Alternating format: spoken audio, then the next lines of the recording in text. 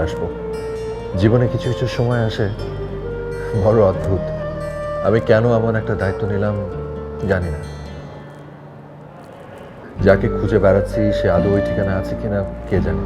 কাজটা আমার জন্য খুব কঠিন হলেও আমাকে যে করতেই হবে, কারণ আমি যে তাকে কথা দিয়েছি।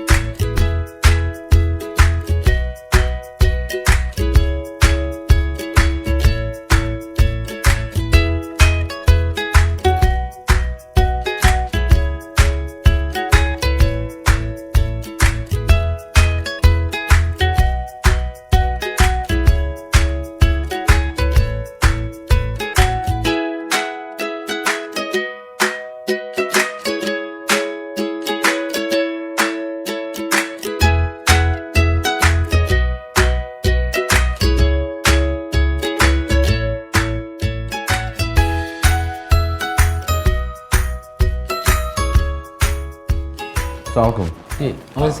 সালাম ভাই, রাইট? জি স্যার। ওকে, আমি সৌরভ। আমি আপনাকে ঢাকা থেকে কন্ট্যাক্ট করেছিলাম। ও আচ্ছা আচ্ছা আচ্ছা, তো বলুন সৌরভ ভাই, আপনাকে কি হেল্প করতে পারি? আমি বলেছি কিন্তু আপনাকে ফোনে একবার, ওই বাদল সাহেবের ঠিকানাটা আমার একটু। ও আচ্ছা আচ্ছা আচ্ছা, হ্যাঁ মনে পড়েছে। আসলে কি সৌরভ ভাই, এই পুরো নামটা না জানা থাকলে ঠিকানাটা খুঁজে পাওয়া মুশকিল। তারপরেও আমি আপনাকে হেল্প করতেছি। প্লিজ একটু দেখেন না। ওকে আচ্ছা ঠিক আছে।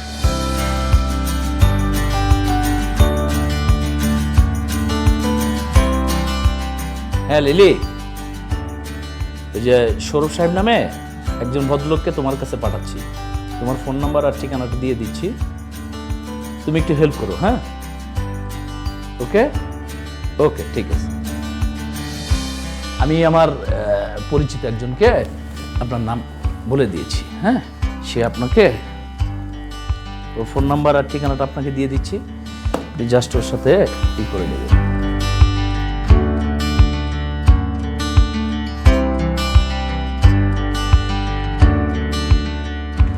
প্লিজ এখানে ওর ঠিকানা এবং ফোন নাম্বারটা লিখে দিন। থ্যাংক ইউ সালাম ভাই, থ্যাংক ইউ সো মাচ। সালাম ভাই, আমার কাছে তো এখন এই মুহূর্তে সিম নেই।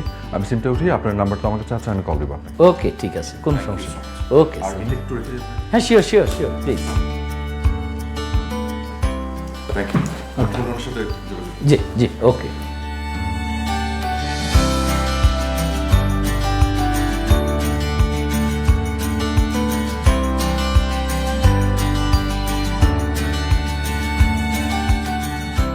যে বাড়িতে যেতে যাচ্ছেন সেখানে কে থাকে আপনার? জি, কেউ না। কি অদ্ভুত কথা, তাহলে যাচ্ছেন কেন? আসলে আমি একজনকে খুঁজতে এসেছি, যিনি বাংলাদেশ থেকে 22 বছর আগে হারিয়ে গিয়েছিলেন আর ফিরে যাননি দেশে। পরে ওনার স্ত্রী খোঁজখবর করে জানতে পেরেছিলেন উনি নেপালের এই শহরের কোথাও থাকেন। তাই আমি সেই ঠিকানা নিয়েই খুঁজতে এসেছি। আপনার সাথে এই পুরো ব্যাপারটা কি সম্পর্ক? কোনো সম্পর্ক নেই। আসলে আমি যাকে খুঁজতে এসেছি সেই ভদ্রলোকের স্ত্রী আমাকে দায়িত্বটা দিয়েছেন। ইন্টারেস্টিং।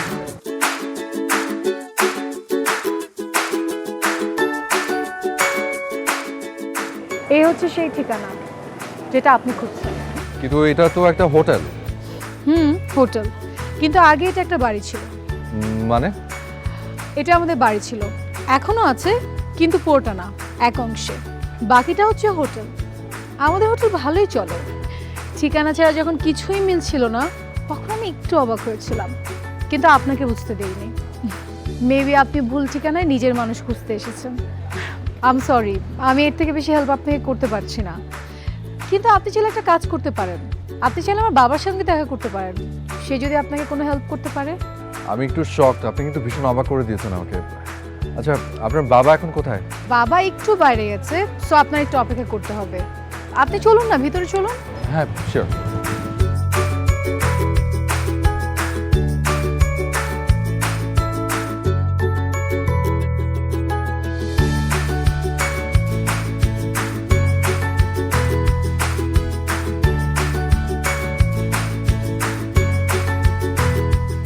আশ্চর্য, ঠিকানা মিলে গেল অথচ বাদল সাহেবকে কেউ জানে না। নিশ্চয়ই কোথাও না কোথাও একটা গন্ডগোল আছে।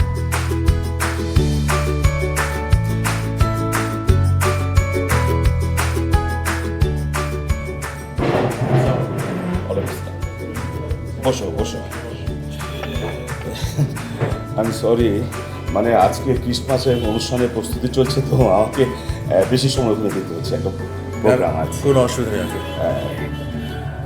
লিলি আমাকে সব বলেছে, কিন্তু বাবা মানে দীর্ঘদিন ধরে এখানে বাদল নামে কেউ কোনোদিন ছিল না, কোনোদিন আসেনি। গত 22 বছর ধরে তো আমি এখানে। লিলির মা মারা যাওয়ার পর লিলিকে নিয়ে আমি এই নেপালে সেটেল হয়েছি। আই এম সরি, মানে তুমি যাকে খুঁজছো না তার কোনো ইনফরমেশন আমার কাছে নেই। না না আঙ্কেল, ঠিক আছে, ইটস অলরাইট। আচ্ছা, তুমি কি নেপালে প্রথম এসেছো? জি তা থাকবে নাকি কিছুদিন? জি, মানে আসলে প্রথমে তো ভেবেছিলাম যে সপ্তাহখানেক থাকবো, কিন্তু এখন যেহেতু কাজটাই হলো না, ভাবছি কাল যদি ফ্লাইট টাইট থাকে কালই ঢাকা ফিরে যাব। ঠিক আছে। না বাবা, কিসের ঠিক আছে? ঠিক নেই তো, দেখো ওনাকে, ওনার মনটা ভীষণ খারাপ হয়ে গেছে। আচ্ছা শুনুন, আপনি মন খারাপ করবেন না, আমি আপনাকে হেল্প করব। আর আমার কেন জানি মনে হচ্ছে আপনি ওনাকে ঠিকই খুঁজে পাবেন। আর হয়তো ঠিকানা একটু ভুল আছে, কিন্তু ওইটাও ঠিক করে বের করে নেওয়া যাবে। ঠিক আছে? আচ্ছা বাবা, তাহলে তুমি ওর সাথে কথা বলো, আমি তোমাদের জন্য চায়ের ব্যবস্থা করি। ওকে, যা।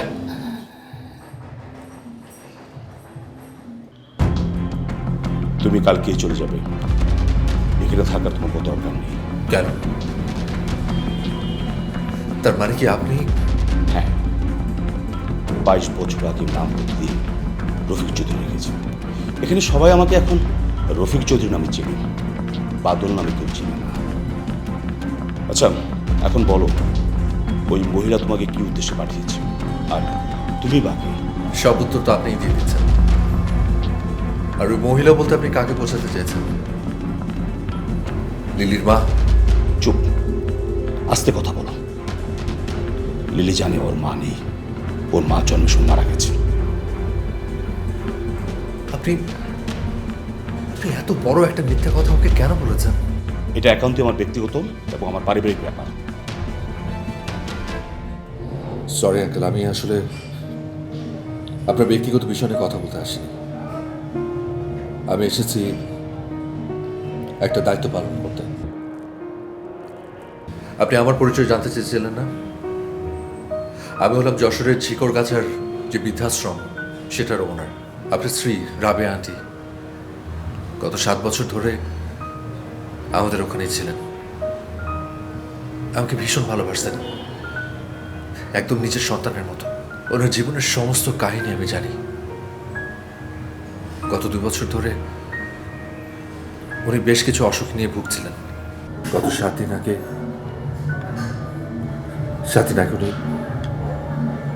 উনি আমাদের ছেড়ে চলে গেছেন।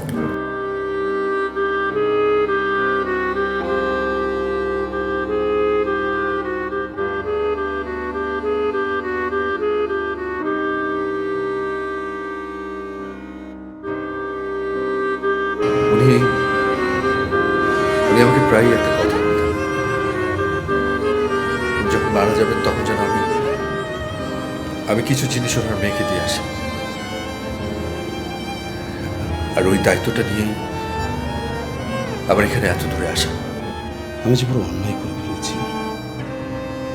কিন্তু বাবা, আমি না কোনোভাবে লিলিকে এ কথা বলতে পারবো না।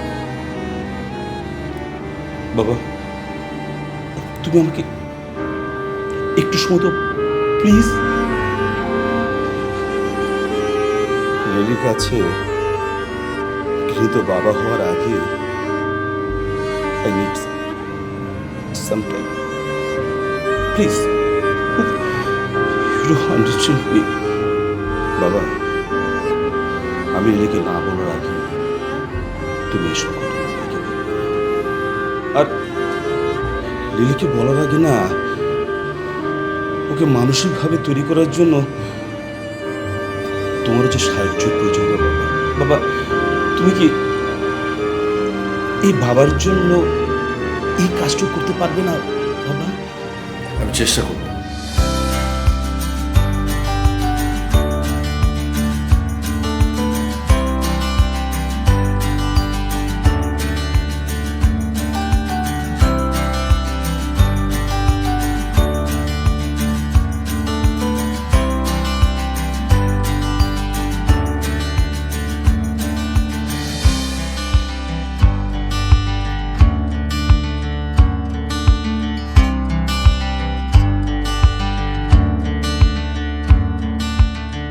আপনি এখানে, আর আমি চা নিয়ে আপনাকে রেস্টুরেন্টে খুঁজে আসলাম।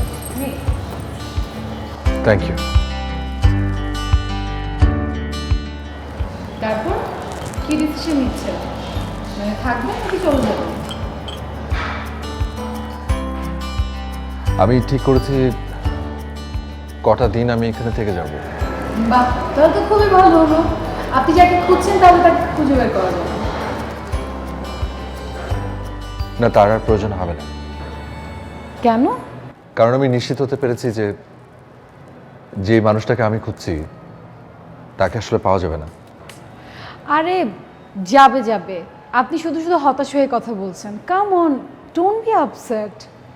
আর আমি আপনাকে বলেছি না আমি আপনাকে হেল্প করব। দেখবেন আমরা দুজন মিলে ঠিকই তাকে খুঁজে বের করব। হ্যাঁ, এখন আমার সময় নেওয়া উচিত। লিলিকে হঠাৎ করে সবকিছু বলবার আগে আই নিড টাইম। কি হলো, কি ভাবছেন? কই কিছু না তো। ও ইয়ে, একটা কথা, ওই আমি না আপনার বাবার সাথে আরেকবার দেখা করতে চাই। ঠিক আছে, আমি দেখছি বাবা কোথায়। আর আপনি কোন হোটেলে উঠেছেন? আমি আসলে এখনো কোথাও চেক ইন করিনি। আচ্ছা, আপনার আর কোনো লাগেজ নেই? হ্যাঁ, একটা হ্যান্ড ক্যারি আছে, ওটা ওই সালামের ওখানে রেখে এসেছি। আচ্ছা, ঠিক আছে।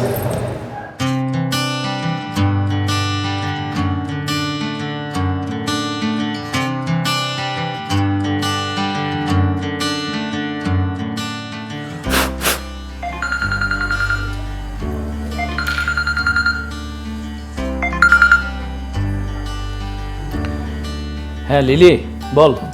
হ্যাঁ সালাম ভাই, হ্যাঁ সৌরভ আপনাদের ওখানে যে লাগেজটা রেখে এসছে না, ওটা একটু কাউকে দিয়ে পাঠিয়ে দিবেন। সৌরভ আমাদের হোটেলে উঠবে। আচ্ছা, গুড, ভেরি গুড, বুঝতে পারছি, আমি পাঠিয়ে দেবো, কোনো সমস্যা নেই। আর ওই যে সৌরভের ঠিকানাটা দেখছিলি, আমি তো দেখতেই পারলাম। ওই সৌরভ সাহেব রে তুই একটু গাইড করিস, আমি জানি তুই পারবি, আর এই জন্যই তোর আমি দায়িত্বটা দিয়েছি, বুঝতে পারছিস? আমি অলরেডি হেল্প করছি ভাইয়া। Good, very good. দেখি পারলে তোদের ওখানে একবার আসবো, বুঝছিস? হ্যাঁ হ্যাঁ শিওর, ঠিক আছে। ওকে, রাখি, বাই। আচ্ছা ঠিক আছে, রাখছি। আপনি যে আমরা চা খান, আমি আপনার রুমটা রেডি করতে বলবো। শিওর। আর আপনার বাবার সঙ্গে একটু বলবেন না। আচ্ছা আমি বলছি, ঠিক আছে।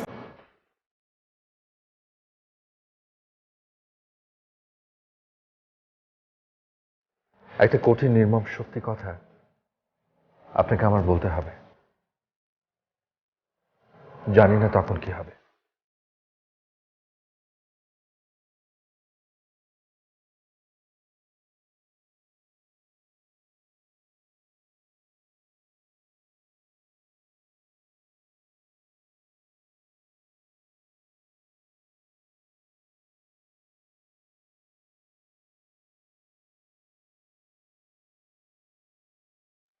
গত 22 বছর ধরে আপনি আপনার প্রাক্তন স্ত্রীর কোনো খোঁজ খবর নেননি। আমি কি জানতে পারি কেন? আমাদের মাঝে ডিভোর্স হয়ে গেছিল তাই।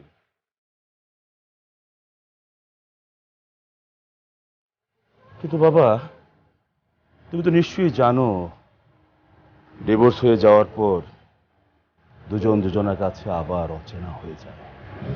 আচ্ছা ঠিক আছে, মানলাম, কিন্তু আপনি কি করে পারলেন আপনাদের দুজনের সন্তানকে নিজের কাছে আটকে রাখতে? আপনি কি করে পারলেন একজন সন্তানকে তার মায়ের আদর থেকে বঞ্চিত করতে? আর সব থেকে বড় কথা, আপনি কি করে পারলেন একটা মেয়েকে এই কথাটা বলতে যে তার মা তাকে জন্ম থেকে মারা গেছেন? অনেক রাগ, দুঃখ, কষ্ট আর অভিমান। তাই বলে এত বড় মিথ্যে? আপনি কি জানেন লিলির মা কতটা কষ্ট নিয়ে মারা গেছেন? প্লিজ, আমি এসব আর শুনতে চাই না। আমি আমি এখন লিলিকে কি করে বলবো এসব কথা? কি করে বলবো প্লিজ? সেই দায়িত্ব আপনার। না না, আমি পারবো না। 22 বছর পর লিলিকে নিয়ে আমি নতুন কোনো ঝামেলা জড়াতে পারবো না। আমি আমার মেয়েকে হারাতে চাই না। বাবা সৌরভ, আমি না আমার সিদ্ধান্ত চেঞ্জ করেছি। তুমি এখন লিলিকে কিছু বলবে না। যে মানুষটি নেই তাকে নিয়ে ঝামেলা নয়। সো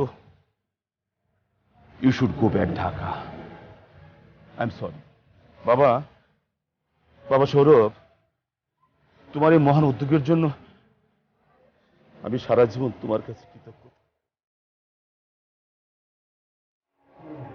তোমাকে আমি আবারও বলছি, আমার শেষ অনুরোধ, আমার আর আমার মেয়ের এই সুন্দর সুখী জীবনটাকে তুমি পছন্দ করবে। প্লিজ প্লিজ বাবা, প্লিজ প্লিজ।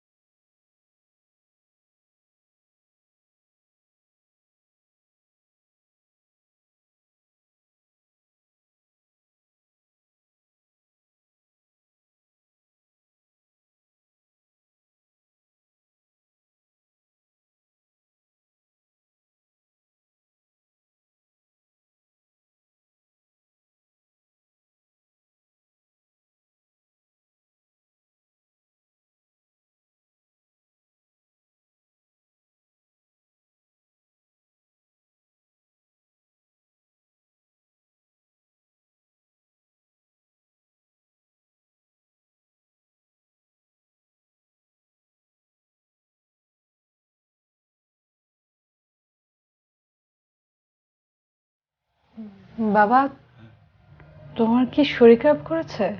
না না, আমার শরীর ভালো আছে। বস মা, আমার পাশে বস। বস।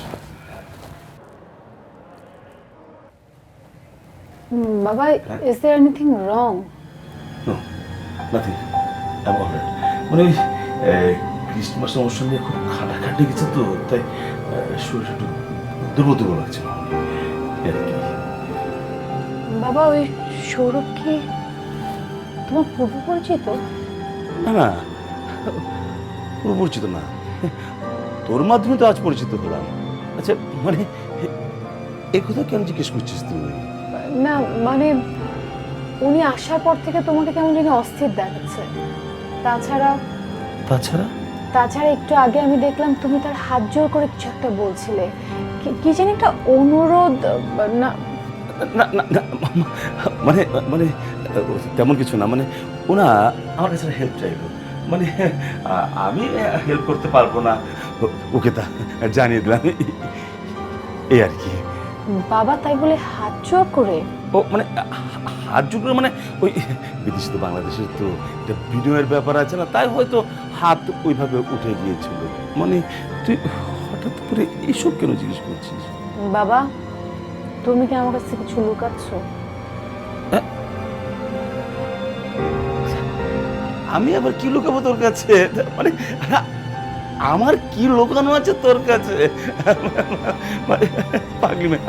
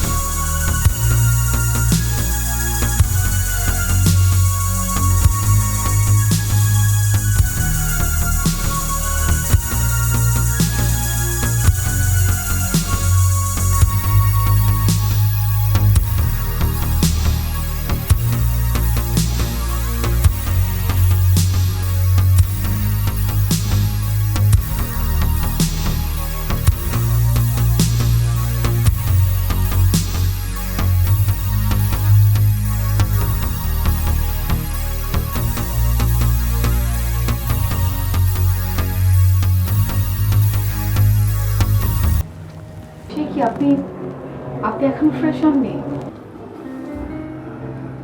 না মানে আমি আসলে একটু আমার ডিসিশনটা চেঞ্জ করেছি। ভাবলাম এখানে থেকে যেহেতু কোনো লাভ হচ্ছে না, তাই তাই বরং ফিরেই যাই।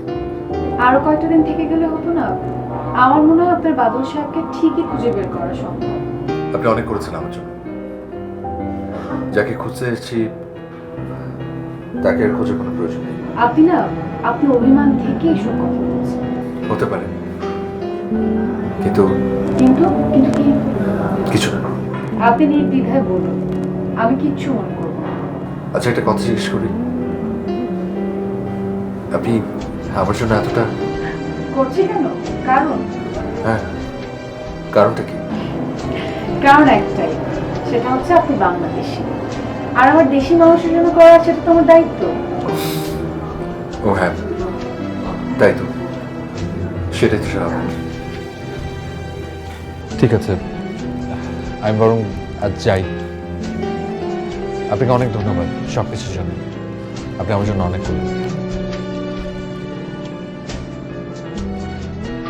ওয়েট, আপনার সঙ্গে আমার একটু কথা আছে। জি বলুন। আপনি কি আমার কাছে কিছু লুকাচ্ছেন? মানে কিরকম? সেটা তো আপনি বলবেন। দিদি, আপনি প্লিজ আমাকে মাফ করবেন। আমি চলে যাচ্ছি, ঢাকায় ফিরে যাব। আমি আসলে কাউকে কিছুই বলতে পারবো না। আই এম সরি, আমাকে ভুল বুঝবেন না। ওয়েট, আমি না আপনার কথা আসলে কিছুই বুঝতে পারছি না। আমি যে কাজটা করতে এখানে এসেছিলাম সেটা পূর্ণ করা খুব জরুরি ছিল, কিন্তু আমি হয়তো সেটা নিজের ভুল থেকেই পূর্ণ করতে পারছি না। তাই আমার নিজের ভেতরে একটা কষ্ট বোধ হচ্ছে। প্রতিনিয়ত হেরে যাচ্ছি নিজের কাছে, ধোঁকা দিচ্ছি কাউকে। আমি আসলে এই সিচুয়েশন থেকে পালাতে চাই। ধোকা? কাকে ধোকা দিচ্ছে? আমি বলতে পারবো না। Please let me no, please. আমি আপনাকে ধোঁকা দিচ্ছি। আমাকে? কেন? সরি, আমি কিছু বলতে পারবো না। কেন বলতে পারবেন না? কেন? আপনি সহ্য করতে পারবেন না, তাই। দেখুন, আপনি কিন্তু এড়িয়ে যাচ্ছেন। আপনি যদি আমাকে না বলেন তাহলে আমি কিন্তু বাবার সাহায্য নিতে বাধ্য হব। শুধু তাই না, আমি যে কোনো অঘটন ঘটাতে পারি যদি সত্যি কথা আপনি আমাকে না বলে যান। কি কাজে এসেছেন আপনি এখানে যেটা আপনি পূর্ণ করতে পারেননি? শোন, আমাকে প্লিজ বলে যান, প্লিজ।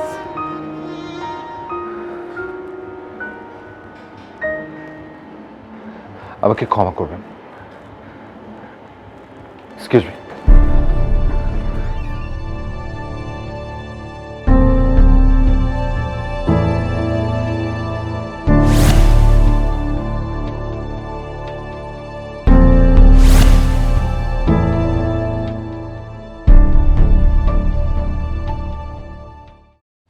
আরে সালাম ভাই। হ্যাঁ, কেমন আছো লিলি? ভালো আছি।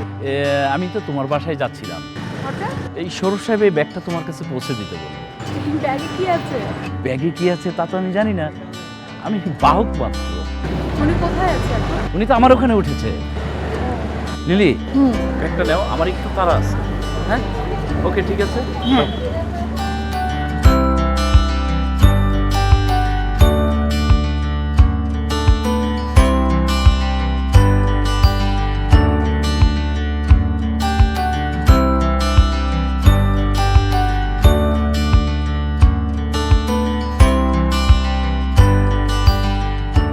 আপনার মায়ের একটা চিঠি আর কিছু টাকা রেখে গেছেন আপনার জন্য।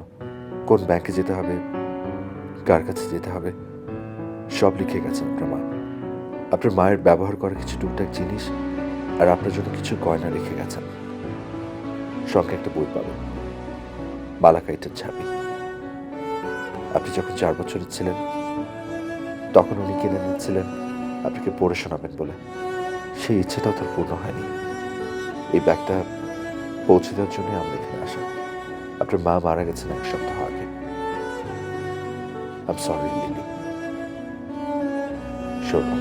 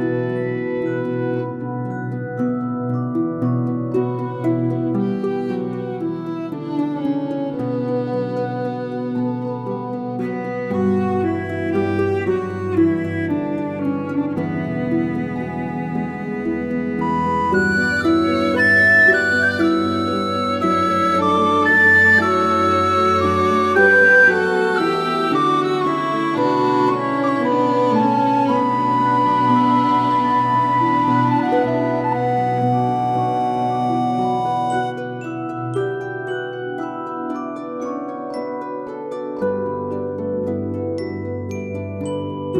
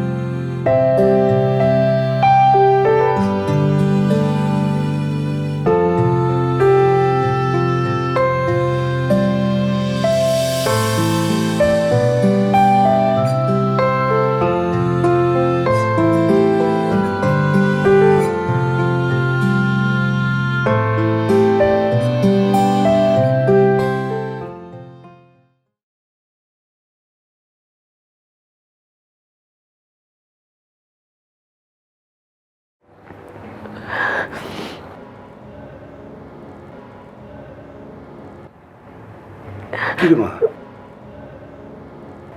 কিছু হয়েছে তো? বাবা, এটা কি সত্যি?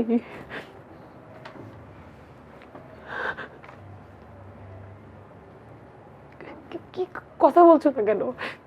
এটা কি সত্যি?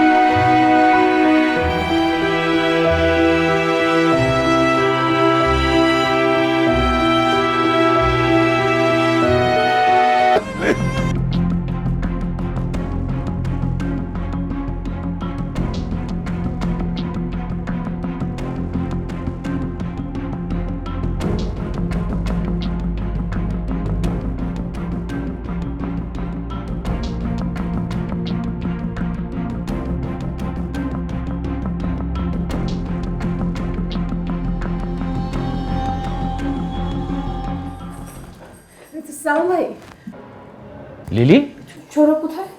উনি তো কিছুক্ষণ আগে এখান থেকে চলে গেলেন। কোথায় গেছে? ট্যাক্সি স্ট্যান্ডে দিয়ে গেছে মনে হয়, এয়ারপোর্টে যাবে। কেন, কোনো সমস্যা? Lily, lily,